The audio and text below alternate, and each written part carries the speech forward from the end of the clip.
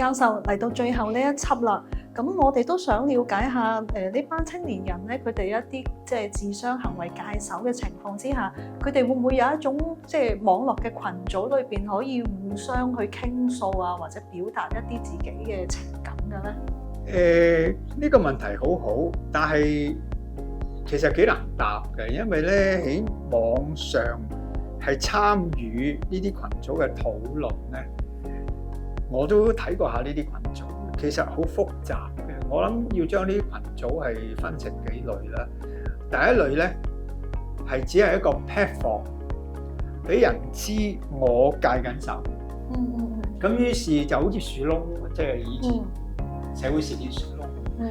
由於我俾人知道我戒手咧，我希望係周圍嘅人，無論戒手又好，唔戒手又好嘅人咧，係上嚟安慰我，同我傾到偈。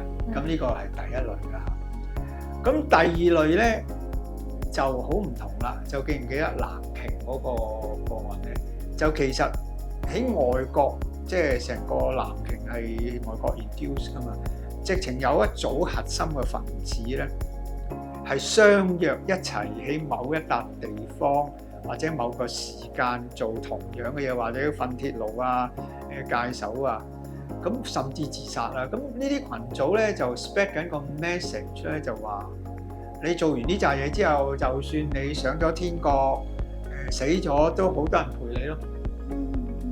咁呢啲係第二類嘅情況。咁第三類嘅情況咧就係我好多鬱結，我冇諗過自殺，又冇諗過戒手。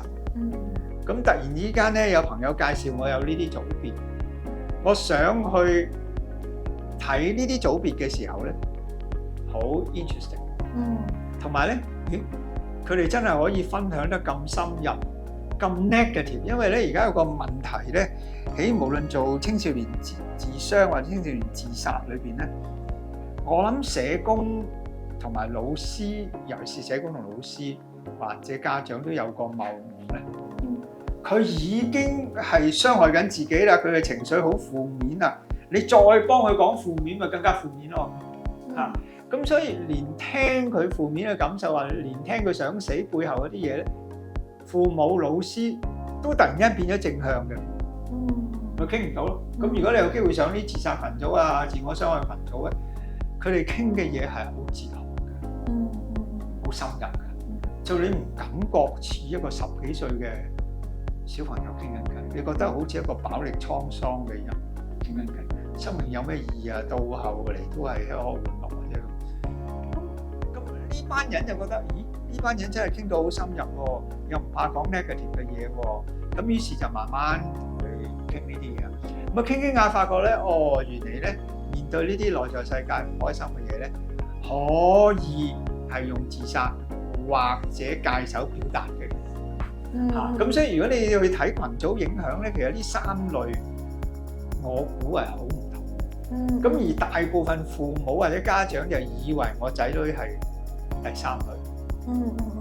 其實可能係第1類、第2類。咁所以喺呢度，我覺得要有啲澄清嘅。不過有個中性咧，我哋作為一個父母要留意咧。喺第2輯已經開始講啦。其實大部分戒手嘅個案咧，係積存好多人際關係、情感同埋自我形象嘅糾結同矛盾，係冇人肯聽或者講出嚟，都講唔到。咁而家有個群組俾佢講到，咁我唔係好自然喺嗰個群組，所以群組咪有個拉力，你明白？咁喺呢個拉力咧，係佢感覺有共情咯，有溝通咯，有聯繫，明白？咁如果你係第3群組，咪變咗好似教你自殺啦。但係如果你係第2群組嘅，根本就唔關人事，係你反而係想揾一班人陪你一齊玩呢啲遊戲，或者用呢種方法，咁而證明你係好正常，或者證明呢個世界好殘酷。係嘛？咁而第1類咧，就其實想揾人去 support，係傾訴 support。係啦，咁所以我估呢三個情況有唔同。咁而呢三個情況咧，就大家留意啦。嚇，內疚型就比較少接觸嘅，係嘛？但係肯定報復型一定會上，係嘛？但係如果係逃避型嗰啲咧，太痛苦啊嚇，咁可能有啲人會傾到佢咁痛苦咧，可能咧佢係會變咗第二類，即係喺網上一定要好多人陪佢，好凄涼嗰班。嚇，咁即係話好可能㗎，即係呢個喺學術上嘅討論，即係未經過，好可能你嗰啲藍鯨嗰啲發起人咧，本身係創傷得好緊要㗎嘛。嚇，即係諗住係要靠呢個發泄啦。咁然後好多人，即係由於佢講得唔多，而係有組嘅人咧，係一齊都生命好多創傷，咁於是佢吸引咗其他人落嚟啦。明白？但係咧係。第一類，我想喺群組裏邊散播呢啲消息，以至好多人安慰嗰啲，一定係報復嘅。嚇，咁所以要分得幾有勢。係。咁頭先講咗，即係好似唔同嘅群組裏邊都滿足緊當事人嘅唔同需要啦。咁但係我都有一個擔心，即係或者可能家長、其他老師都會覺得呢啲群組，即係唔同嘅群組，如果話第一組係求助型嘅、表達型嘅，可能我哋就可以識別到，快啲介入幫手啦。咁第二、第三組嗰啲狀態，我哋點樣去幫手咧？其實我覺得首先有一樣嘢我哋要知道咧，其實係呢啲群組嘅存在係因為現實根本冇人傾到偈。嚇，即係俾任何一個人選擇，其實我都係上 internet 啫，咁我可以上 IG 噶嘛，我可以上 Facebook 噶，我可以上 WhatsApp 噶嘛，咁永遠都係如果朋友，即係舉個例，如果有朋友係直接傾到，梗係 face to face 開心好多啦，又送褲俾人擁抱。咁頭先都講啦，即係如果係你真係見到個個案，你擁抱佢好緊要啊。咁網上做唔到呢啲效果噶嘛。咁所以沉溺喺網上嗰啲人咧，我估一定係喺現實世界裏邊有被擁抱嘅需求，但係就或者有被傾訴嘅需求，但係永遠都係有缺陷。即係喺現實嘅生活佢尋求唔到。係啦，呢個係我嘅 hypothesis。嚇，又或者有啲可能有啲咁嘅情況嘅，就話其實佢喺網上俾人 bully 得好緊要。咁所以佢亦都尋求喺網上攞到一啲支援。嚇，咁但係呢啲到目前為止，我覺得都係一個學術上嘅假設啫。如果真係要去證實嘅時候咧，唯有入呢啲群組裏邊去做。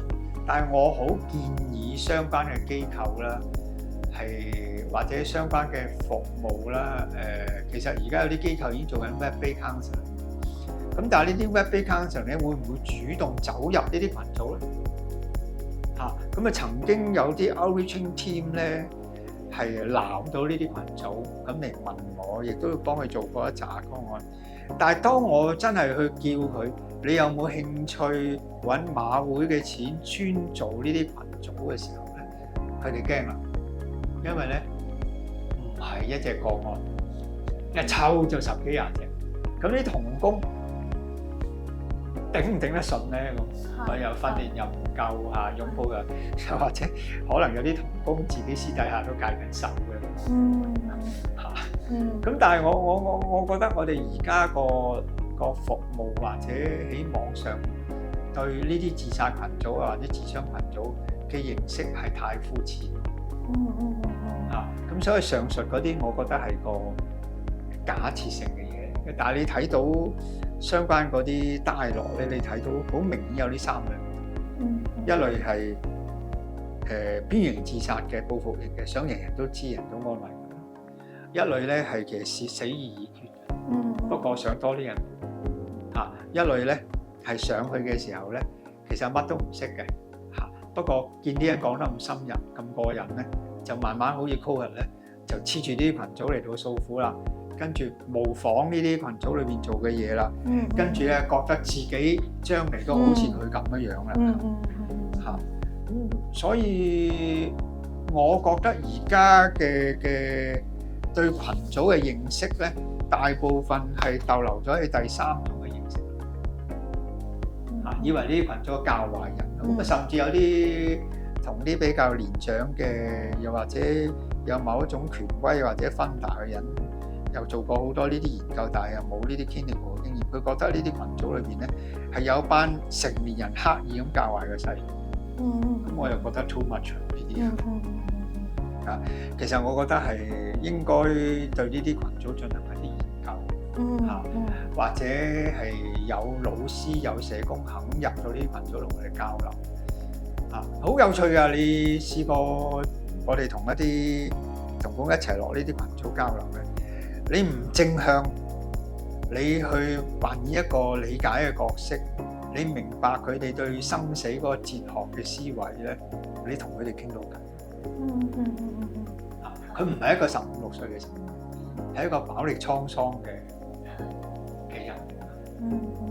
咁我覺得喺呢度都換個角度睇嘅，睇自我傷害同自殺嘅人，唔好覺得佢哋膚淺，唔好覺得佢哋玩嘢。其實佢對生命嘅價值咧，對人存在嘅價值咧，對生命做啲乜嘢咧？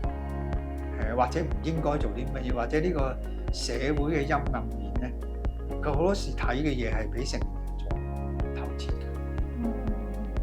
因為身心都飽歷滄桑啊。係啊，咁所以唔好咁，即係我覺得而家啲青少年人係反而調轉睇啲成年人，包括老師同社工咧，面對生命意義、面對好多嘢嘅時候咧，係太膚淺，太直接。所以今次都邀請阿葉教授同我哋即係分享咗1連8集咧，讓我哋更加去深入了解青少年人嘅自傷行為啊，尤其是戒手嘅一啲嘅診斷理解啊、預防同埋干預，以至到我哋作為一個即係幫助者裏邊當中咧，都去好裝備到自己啦，同埋去認識多啲喺呢個互動嘅關係裏邊，我哋點樣去製造一個擁抱嘅環境，去理解佢哋同埋幫助佢哋。係啊，希望大家一齊努力啦嚇！好，咁如果各位對我哋嘅以上嘅資訊內容有想進一步嘅了解，歡迎你哋致電23448989同我哋聯絡。多謝。